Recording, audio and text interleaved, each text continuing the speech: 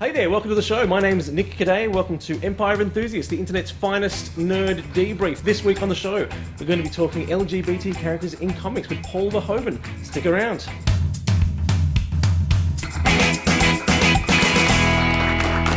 Alrighty, let's get started. Let's meet the people who are going to be doing the talking this week. On the end, for the first time ever, Mr. Paul Verhoeven. Yeah! Next to him, of course, my man Adam McKenzie. Hello. And over here, regular panellist Leah Collins. Alright, so this week we're talking about... Well, we're going to talk about LGBT characters in comic books. Now, this is specifically coming from an article, Paul, that you wrote in the Vine. Yeah, it's true. Tell us what the controversy is. I'll let you say. Well, the controversy initially sparked up when DC hired Orson Scott Card.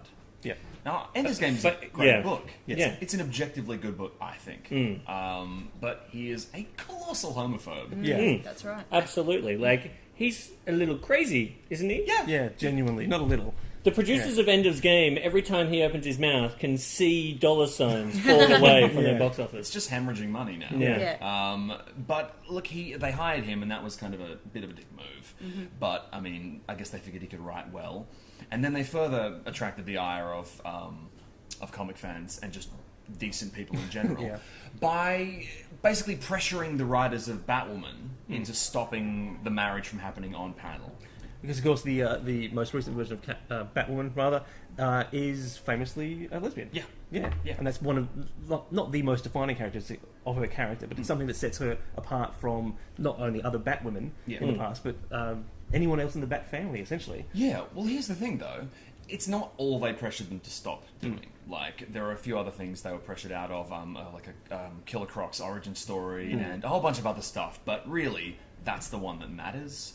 And in their statement on their blog, they did say that that's kind of the straw that broke the camel's back. And the problem is now that DC is saying it's not about a gay marriage, it's just because we didn't want marriage. Didn't they say it's like, we don't want the personal lives of our superheroes to be happy. We want them to basically be sad and miserable, which I thought was a marriage. If you want two people to be miserable, marry them. Married, I read that was because they think that kids don't like marriage. It's not cool. Marriage isn't cool. The kids don't like it. So, What? Yeah. First of all, I think it's naive of them to assume that the main readership of comic books are kids nowadays. Exactly. Well, that's exactly right. Yeah. It's ridiculous. Comic books aren't for kids, really, nowadays. I mean, to a certain extent, they are. No, they're not. You hear that, kid? You put them down. They're not for you. Say that, comic book storytelling has become more sophisticated, especially since, for example, the mid-90s. Now, a couple of weeks ago, we talked about comic books. You signalled the mid-90s as a particular moment for you. Yes. Yeah, where comic books got a bit better. Comics did get really good in the 90s, and that's because it was started to get... So the people who have been growing up with the comics started to get a lot older, and suddenly you got a lot of people who are reading comics who are 30, 40, 50. So they started making comics for those guys. Yeah, much like the Harry Potter series grew in terms of its actual literary style, and arguably as J.K. Rowling learned to write better.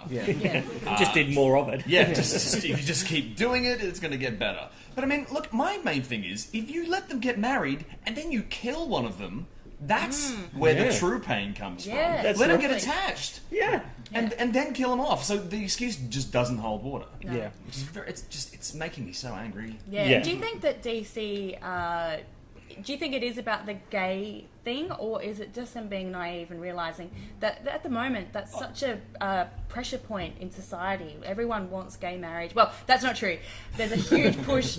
for gay marriage, and it's everyone wants it. I believe everyone in the world wants gay marriage. That be lovely? That would be awesome. But I think it's a terrible faux pas on their part to say no. These two women can't get married at this stage, because I think a lot of comic book readers, they're the disenfranchised, a lot of them, and they're the minority as well. And so the LGBT community is a lot of them are big nerds.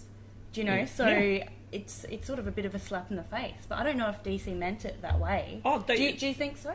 Or I don't know. I mean, I can feel the unseen hands of just lobbyists and and well, Yeah. not lobbyists. There's no comic book Comic lobbyists. lobbyists. Yeah, Congress, just one of those Yes, back rooms, yeah. in all this just hissing pipes, and there's just this one dude. Who's, no. Well, I mean, I think we all agree that it does seem as if the people in charge of editorial at DC have gone insane to a certain extent. Yeah. You know, What they're I think releasing is- a lot of comic yeah. books that aren't very good and making a lot of weirdly divisive decisions as far as their editorially. I think the problem is, and this is, look, I'm going to say something which is probably, I mean, obviously it's going to be controversial, but whatever, which might be ridiculous and really dumb of me to say, but there's a guy called Bob Harris, who's the editor-in-chief of DC Comics. That's ridiculous. Who's How dare you take that back? Who's been the editor-in-chief for a few years now. Ever since a lot of these dumb decisions have been made. He was also editor-in-chief of Marvel in the late 90s. He's the man who oversaw the Clone Saga. Wait, are you going to Gypsy Curse? I think he's a Gypsy Curse. Yeah. Okay, right. I don't know. Look, it's really hard because there's a lot of people who work on these things, but you know, it just seems as if in the late '90s Marvel sucked, and now he's the editor-in-chief at DC, and they suck a bit. And There you I'm not go. going to say, you know, symptoms. I love it how you formulated a thought about who might be involved, but you're like, I'm not saying, You know, look, but I'm saying. I'm probably a dumbass for saying it. There's so many different people who work on these things. There's so many. You know, and one of the points I want to make is that DC is owned by Time Warner, who are a massive multinational corporation. Yeah. What you know, when editorial decisions at the lowest level, as in can Batwoman be gay? Yeah. How far up does that go? To Warner Brothers, for example. Here's what I think. I mean, they didn't do a gay marriage because we're like, oh, we should probably chuck a gay character into the story. Yeah. That's just where the story went, and it was good storytelling. Yeah. So pulling the rug out from under it seems just backwards and wrong. And I don't understand right. why the very thing they chose to be exciting and interesting about the character is the very thing that's now stopping from progressing. You know, it's like one of the if- points of difference of the character was that she was gay, and now Yeah. they're just sweeping that under the rug. And what does that do for the character? Does it just make her another, you know, red-headed crime fighter, essentially? Yeah. And I mean, if HBO has taught us anything that, you know... And it has. is that people like lesbians. No. Every week with a lesbian! Hey, don't blame me. Blame the good people of HBO. No, but they... the reason why I bring up HBO is because they've got that business model of good stories will get good audience. Yeah. And I feel like DC have just missed that... Well, 2 weeks ethos ago, completely. we looked at the fancy covers that they have for the new 52 Villains Month. You know, which means that obviously they've decided that good stories don't sell comic books. 4D covers do. I mean, they were excellent covers. But Yeah, no question there. All right, we're going to leave it right there. We're going to be right back after this.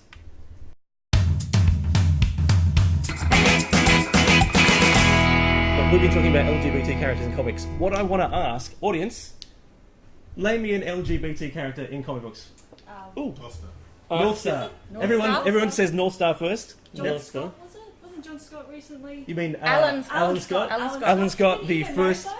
the first Green Lantern has been rebooted as being gay. Did Yes, they have a marriage?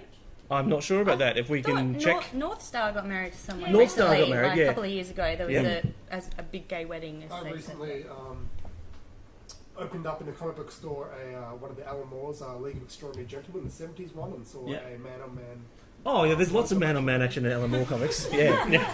According to Wikipedia, there are 96 LGBT characters in comic books. Now that is a dumb list because it includes people like the ambiguously gay duo. is that their name? Yeah, you know, from Saturday Night Live. yeah. Oh, right. I was going to say, Which is is there a not DC comic- comic character called the Ambiguously? No. It was the Adam West Batman. Yeah. And there are 28 supervillains, apparently. Right. You know, and that includes characters who are in alternate timelines, possibly gay. What about Poison Ivy and Harley Yeah, I was Quinn? going to say that's. Well, that's a very probably good would be- question. I mean, do they count? I mean, are they? They're not. That is officially. so sexist. No. Of You course know, they they're- count. You know, yeah. But They're is Harley Quinn gay now? Is she? Because I Yeah, thought she no. loved the Joker. No, her and Ivy have always had a bit of Oh, there's a bit big of special there's been a friendship. slightly homoerotic undercurrent to their relationship. yeah. Yeah, I thought Yeah. the implication was that she was in a borderline abusive relationship with the Joker, Yeah. and then Ivy basically, you know, is like the Mothra to her Godzilla. You know how Mothra puts Godzilla in like an egg, and then he wakes up and he's totally chill, bro? No? Yes, no, I do. This is a legitimate plot thing. no. Like Mothra is like a softening agent. Yeah, and this conversation just took an unexpected turn. Sorry, Mothra is a softening agent to Yeah. Godzilla? Yeah, so Godzilla is like a metaphor for just like angry, aimless, masculine energy. and then Mothra is pure feminine energy. So Mothra wraps Godzilla in this like cocoon thing, and then Godzilla comes out, and from then on in the series, he's basically a good guy. Oh. So he fights like Rodan, and he fights Mechagodzilla, and he fights for Earth because he's been made Chilled this out. nuanced male-female hybrid, basically. Oh, that's so lovely. That's Yeah. awesome. And it's such a shame that they stopped the marriage between Mothra and Godzilla. Yeah, it would be cool. Imagine those moth lizard babies. Can I bring up something that, everyone's thinking? Is Batman and Superman spend an awful lot of time together? Well, At some point... Hate sex? Exactly. Hopefully in the new movie. That would be awesome. Yeah. I would just point out that as awesome as Batman is, there's no way his pelvis could withstand that sort of pressure. Yeah, He would true. rig something up. It's Batman. Give him 5 minutes. Rig something up. Yeah, a bat brace. Yeah. Jesus. A bat sex swing. Actually, there's a funny point. Yeah. Sorry, Yeah, that's too far. Given there are, according to Wikipedia, only 96 LGBT characters who are superheroes, and only slightly over 100 characters in general, do comic books have a social responsibility? I think they have a responsibility to tell good stories, and I Yep. think good stories involve interesting characters. If there hasn't been a great, gay character, then what a great reason to do that. That's what I reckon. No, I agree. I mean, if it's... Because I hate the New 52 as a concept. Yeah. I think it's Yeah. lazy and idiotic and hitting a hard reset. Although I love that Grant Morrison had so much clout. They're like, so Grant, everything you did, that never happened. He's like, no. Yeah. Sorry.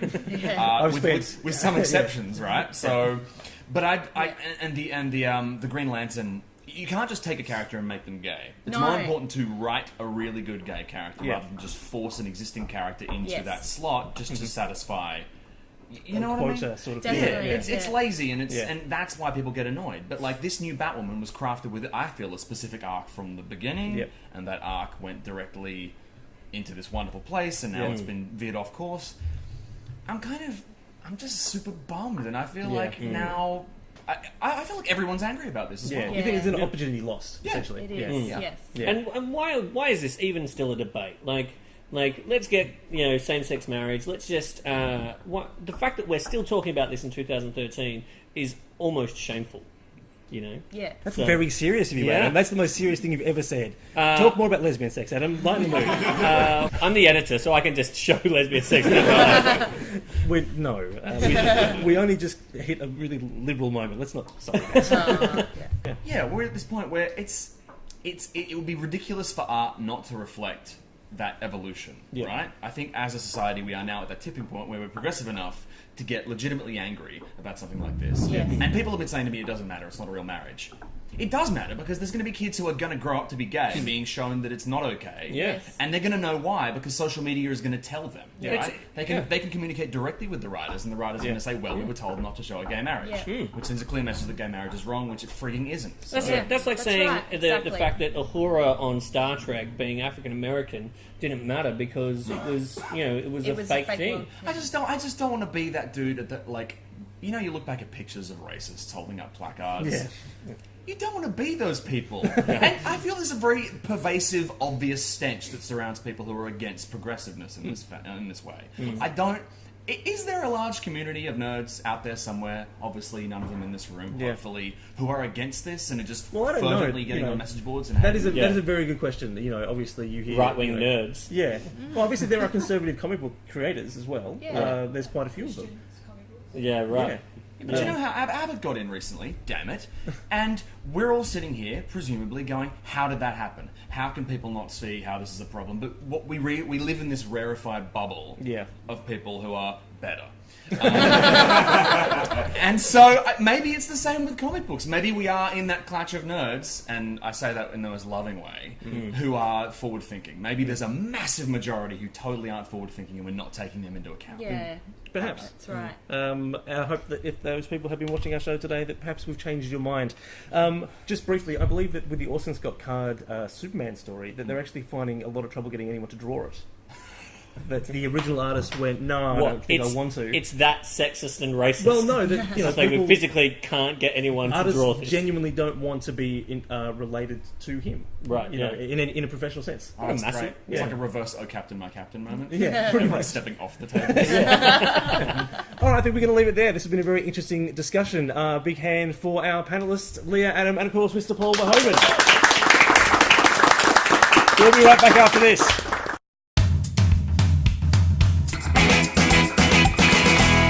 Thanks for watching. Remember, get online. Tell us what you think about the show. Go to our Facebook, on our Twitter. We want to hear from you, not just what you thought about our show, but what you want to hear us talk about, all that sort of stuff. We'll see you next week.